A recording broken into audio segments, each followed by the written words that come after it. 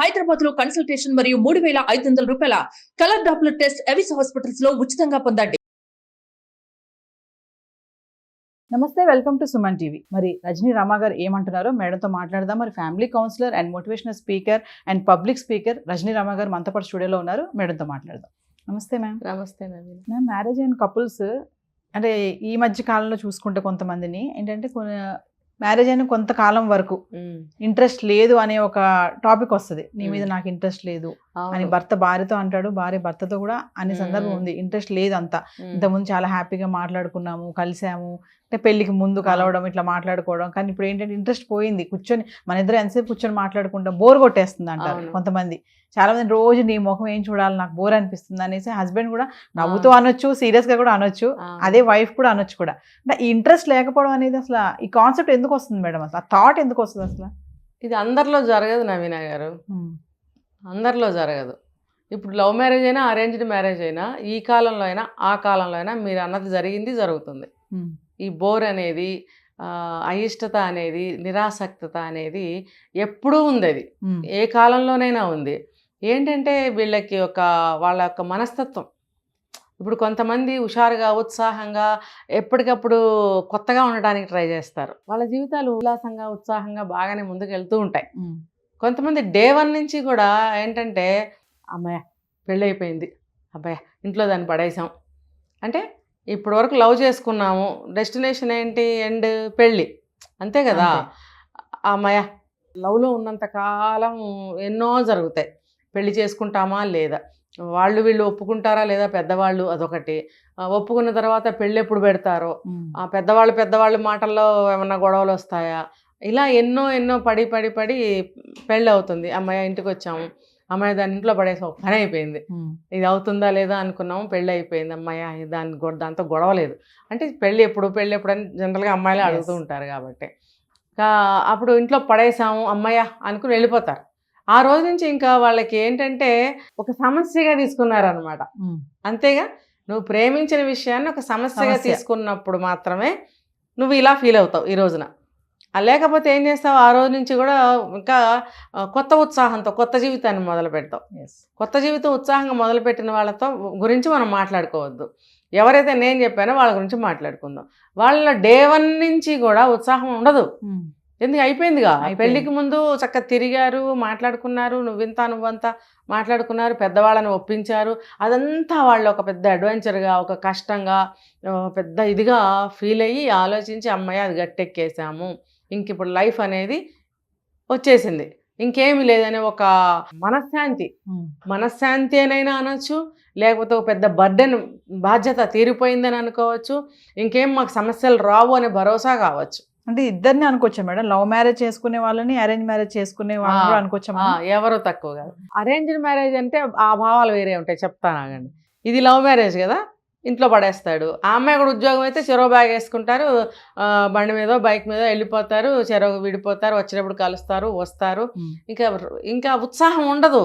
Already ఎన్నో మాటలు చెప్పుకున్నారు, ఎన్నో చోట్ల తిరిగారు. 1 year 2 years, కొంతమంది 11-12 ఏళ్ళు ప్రేమించుకుని పెళ్లి చేసుకున్నారంట. మరి బోరు కొట్టదా? అన్నేళ్ళు కలిసి ఉండలేదన్న మాటే, కానీ చాలా దగ్గరగా బాగా తిరిగారు, చూశారు, మాట్లాడారు. వాళ్ళ డబ్బాలో మాటలన్నీ అయిపోయి ఉంటాయి, అంతే కదా. ఇంకేముంటాయి వాళ్ళకి? 11 సంవత్సరాలంటే దగ్గరే బోల్డ్ లైఫ్ అయిపోయి ఉంటుంది. అంటే అన్ని మాటలు మాట్లాడేసుకున్న తర్వాత ఇంకేం ఉండదు. కాబట్టి వాళ్ళకి బోర్ వస్తుంది. ఇంకా అరేంజ్డ్ మ్యారేజ్ చేసుకున్న వాళ్ళ సంగతి అయితే ఈ రోజులను బట్టి అయితే ఓకే, ఈక్వల్ టు లవ్ మ్యారేజ్గానే ఉంటున్నాయి అరేంజ్డ్ మ్యారేజెస్ కూడా. ఎందుకంటే ఆ ఆలోచనలు, భావాలు, పరిస్థితులు అన్నీ మారాయి. చక్కగా కొంతమంది బాగానే ఉంటున్నారు. కొంతమంది ఇందాక చెప్పినట్టు కొంతమంది ఇదే పద్ధతిలో ఉంటున్నారు, పాత పద్ధతిలో. అబ్బా పెళ్ళి అని గొడవ చేశారు, పెళ్ళి అయిపోయింది, ఇప్పుడు ఇంట్లో పడేసి హాయిగా పోవచ్చు. ఆ అమ్మాయి కూడా ఉద్యోగం చేసేదైతే ఇందాక చెప్పినట్టు ఇద్దరు కలిసిపోతారు. సాయంత్రం వచ్చిన తర్వాత మామూలుగా ఉంటారనమాట. ఏంటి, ఈ అబ్బాయి ఎక్స్పెక్టేషన్స్, నేను ఆఫీస్ నుంచి వచ్చాను, నాకు అబ్బాయికి కాఫీ అలవాటు ఉంటే కాఫీ, లేకపోతే స్నాక్స్, లేకపోతే ఏదో అందించాలని చూస్తాడు. మరి ఆ అమ్మాయి కూడా ఉద్యోగం చేసి వచ్చింది కదా. అప్పుడు దీని గురించి మనం ముందు ఎపిసోడ్లో మాట్లాడుకున్నాం. ఆ అమ్మాయి ఏం చేయాలి, ఈ అబ్బాయి ఏం చేయాలి అనేది మనం మాట్లాడుకున్నాం. అయితే ఈ మనసు ఫ్రీజ్ అయిపోయి ఉంటుంది ఈ అబ్బాయిలకి. ఈ రకంగా ముందు అబ్బాయిల నుంచే వస్తుంది ఇది.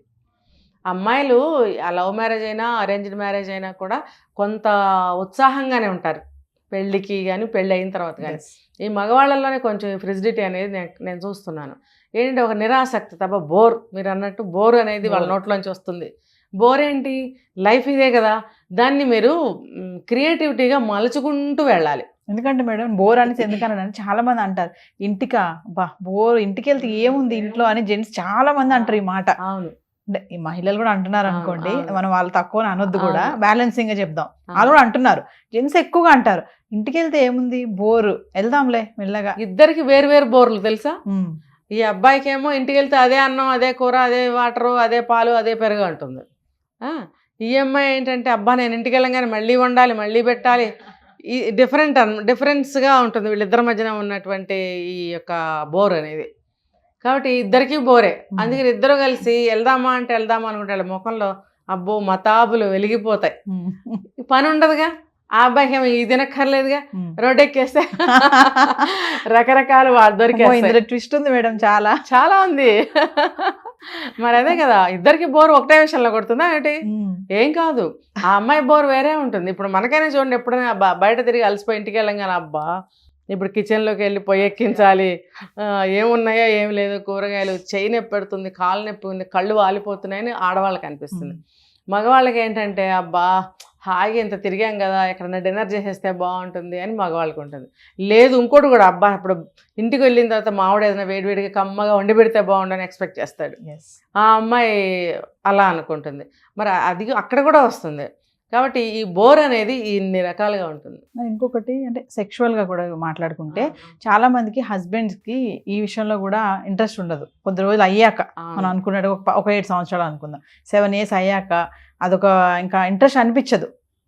అది ఎలా చూడొచ్చు అంటారు? అమ్మాయిలు అంటే వైఫ్ కి కూడా ఉండొచ్చు అనుకోండి, ఎక్కువ శాతం హస్బెండ్స్ వైపు ఉంటుంది, ఆ విషయంలో కూడా ఇంట్రెస్ట్ చూపించడం తగ్గిపోతుంది. అది ఎలా అంటారు? అది మనసుకి సంబంధించింది. ఎలా అంటే నేను ఇందాక చెప్పాను, క్రియేటివిటీ అనేది ఉండాలి, సృజన. అంటే మనం ప్రతిదాన్ని కూడా ఒక ఆనందాన్ని కానీ ఒక సంతోషాన్ని కానీ క్రియేట్ చేసుకోవాలి. మనం రొటీన్గా ఉంటే బోరే, ఎవరికైనా, వాళ్ళకే కాదు, మీకే కాదు, నాకే కాదు, అందరికీ బోరే ఉంటుంది. ప్రతిరోజు ఆఫీస్కి వెళ్ళాలి, మీరు వస్తున్నారు ఇక్కడికి, ప్రతిరోజు ఇదే డ్యూటీ, మీకు బోర్ వస్తుంది, సంథింగ్ చేంజ్ కావాలనిపిస్తుంది. అట్లనే వాళ్ళకు కూడా ఆ బోర్ కొట్టకుండా కొంచెం క్రియేటివిటీ అనేది ఉండాలి. ఎలా అంటే అది వాళ్ళ వాళ్ళ వాళ్ళ మనస్తత్వాన్ని బట్టి వాళ్ళు ఇంట్లో ఒక టైం టేబుల్ని కానీ, ఒక పనిని కానీ, ఒక పద్ధతిని కానీ మార్చుకోవడాన్ని క్రియేటివిటీ అంటాను. దీన్ని ఇంకో రకంగా చేయొచ్చుగా. ఇప్పుడు ఒక వంట గురించి అనుకుంటారు, వంట గురించి కాదు, ఈ బీరకాయ కూరను ఇంకో అలా చేస్తే ఎలా ఉంటుంది, అది కాదు. ఇద్దరు బోర్ కొట్టకుండా లైఫ్లో ఏం చేస్తే బాగుంటుంది, ఏదైనా చేయండి, ఏదో మాటల్లో కానీ చేతల్లో కానీ ఏమన్నా చేయండి. తర్వాత ఒకళ్ళంటే ఒకళ్ళ ఇంట్రెస్ట్ ఎలా పెరుగుతుంది, సరదా అయిన మాటలు మాట్లాడుకోవటము, చక్కగా నైస్గా జోక్స్ చేసుకోవడము, కలిసి ఏదన్నా ఇంట్లో ఏదైనా సరే కలిసి మెలిసి తిరగడం. చూడండి, భార్య వంట చేస్తుంది, లేకపోతే భార్య ఇంకో పని చేస్తుంది అంటే భర్త, ఇది ఈ రోజుల్లో ఇది కదా, పాత రోజుల్లో న్యూస్ పేపర్ అనేవారు, ఈ రోజుల్లో మొబైల్ చూసుకోవడం. అసలు నిజంగా నమ్మరు, స్పృహలో ఉండటం లేదు.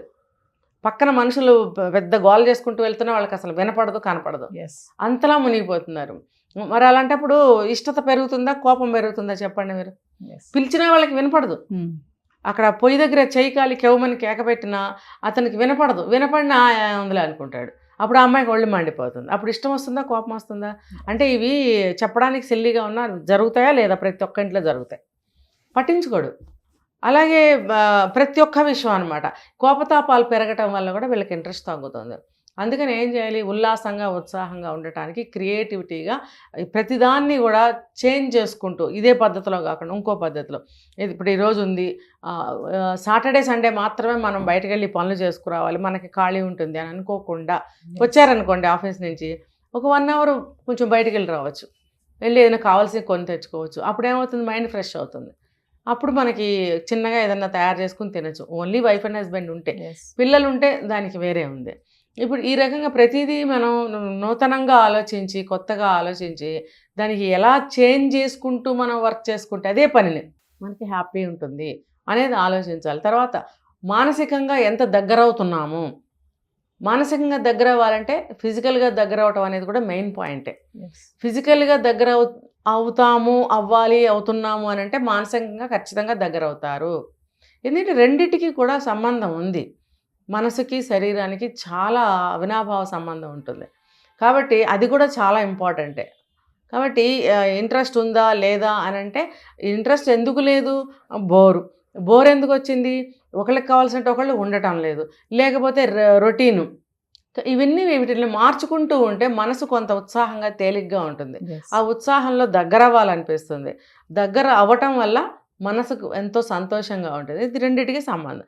కాబట్టి ఈ సెక్సువల్గా ఉండటం అనేది కూడా చాలా ఇంపార్టెంట్. కొంతమంది అంటారు, నాకు ఇష్టం లేకుండా ఎలా వెళ్ళాలి అంటే, నీకు ఇష్టం ఉండేటట్టుగా ఎలా ఏం చేయాలి? ఇద్దరు ఇప్పుడు భార్య ఆ విధంగా ప్రవర్తిస్తుంది, నాకు ఇష్టం లేదు, నేను దగ్గరికి వెళ్ళను.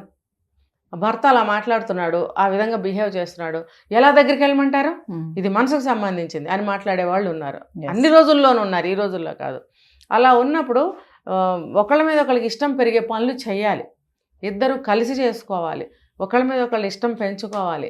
అలాంటప్పుడు ఎన్ని సంవత్సరాలైనా కూడా జీవితం నిత్యనూతనంగా హ్యాపీగా ఉంటుంది. ఒకవేళ ఆర్గ్యుమెంట్స్, గొడవలు ఫ్యామిలీ అన్న తర్వాత ఉంటాయి, పిల్లలతోనే అనేక సమస్యలు వస్తాయి, ఇంకా మన పేరెంట్స్తో అనేకమైన సమస్యలు వస్తాయి, అవన్నీ ఉంటాయి. అందుకనే చెప్తారు బిఫోర్ మ్యారేజ్ కౌన్సిలింగ్ అవసరము. ఎందుకు? పెళ్ళికి ముందు యాక్సిడెంట్ అయ్యి కాలు ఇరిగిపోతే ఆ సంబంధం మనం ఖాయం చేసుకోం. అదే వ్యక్తి పెళ్ళైన తర్వాత కాలు చేయకపోతే జీవితాంతం యాక్సెప్ట్ చేస్తాం. అలాగే తల్లిదండ్రులు ఉంటారు అనే విషయాన్ని కూడా పెళ్ళికి ముందు నువ్వు యాక్సెప్ట్ చేయాలి. అతనిలో కొన్ని మైనస్ పాయింట్లు ఉన్నాయి, అమ్మాయిలో కొన్ని మైనస్ పాయింట్లు ఉన్నాయంటే ప్లస్లతో పాటు మైనస్లు కూడా నువ్వు యాక్సెప్ట్ చేయగలిగినప్పుడే నువ్వు పెళ్లి చేసుకో. పెళ్లి చేసుకున్న తర్వాత కూడా రోజుకు ఒక మైనస్ ఏదన్నా బయటపడుతుంది. లేకపోతే మైనస్ అని పెద్దగా ఏం చెప్పటం లేదు నేను, చిన్న చిన్న హ్యాబిట్స్ ఉంటాయి. ఒక తడి టవల్ తీసుకెళ్ళి బెడ్ మీద వేయటము, తలదూకున్న దువ్వెన అటు ఇటు గిరాటేటు, మర్నాడు అది కనపడదు. పౌడర్ రాసుకుంటూ ఇలా వేసుకుని అక్కడెక్కడో పౌడర్ డబ్బా పెట్టాడు, బ్రష్ మీద పేస్ట్ వేసుకుని బయటకు వచ్చి బాల్కనీలో రుద్దుకునే వాళ్ళు ఉంటారు, అక్కడ పేస్ట్ ట్యూబ్ అక్కడ వదిలేసే వాళ్ళు ఉంటారు, మర్నాడు ఈవిడికి కనపడదు, లేకపోతే ఆయనకే కనపడదు. ఇవన్నీ మైనస్లే. అంటే మనకి అందంగా ఎర్రగా బుర్రగా మంచిగా బట్టలు వేసుకుని స్టైల్గా కనిపించే రూపాలని ప్లస్లు. అందంగా నవ్వుతారు, చక్కగా బోల్ డబ్బు ఖర్చు పెడతారు, మంచిగా తిరగటానికి తీసుకెళ్తారు, ఇవన్నీ ప్లస్లు. అబ్బో చాలా మంచివాడు, నేనంటే చాలా ప్రేమ, అయితే ఆ అమ్మాయికి నేనంటే చాలా ప్రేమ, ఇవన్నీ కరెక్టే. కానీ ఇలాంటివి కూడా ఉంటాయి అని ఎందుకు ఊహించవు? నువ్వు అలా ఊహించినప్పుడు, ఇంత మంచి అబ్బాయి అమ్మాయి అయినప్పుడు అవన్నీ నువ్వు యాక్సెప్ట్ చేయడానికి ఏముంది? ఇప్పుడు అలాగే వాళ్ళ తల్లిదండ్రులు ఉంటారనే విషయాన్ని ఎందుకు యాక్సెప్ట్ చేయవు? ఇప్పుడు అమ్మాయికి తల్లిదండ్రులు ఉంటారు, అబ్బాయికి తల్లిదండ్రులు ఉంటారు, అవసరాన్ని బట్టి వాళ్ళని చూసుకోవాలి, వీళ్ళని చూసుకోవాలి, బ్యాలెన్సింగ్ చేసుకోవాలి. అంటే కొంతమంది తల్లిదండ్రులు ఉంటారు, వీళ్ళు వాళ్ళ పేరెంట్స్ని చూడకూడదు, అమ్మాయి మమ్మల్నే చూడాలి. ఇప్పుడు ఇటు పక్కన పేరెంట్స్ని చూసేవాళ్ళు లేనప్పుడు ఈ అమ్మాయి పరిస్థితి మానసికంగా ఎలా ఉంటుంది? అప్పుడు భర్త మీద ఇష్టత ఎలా వస్తుంది? దగ్గరికి ఎలా వెళ్తుంది? దూరం పెరుగుతుందా, దగ్గర పెరుగుతుందా? ఇటువంటి కారణాలు కూడా విడాకులకు దారి తీస్తున్నాయి.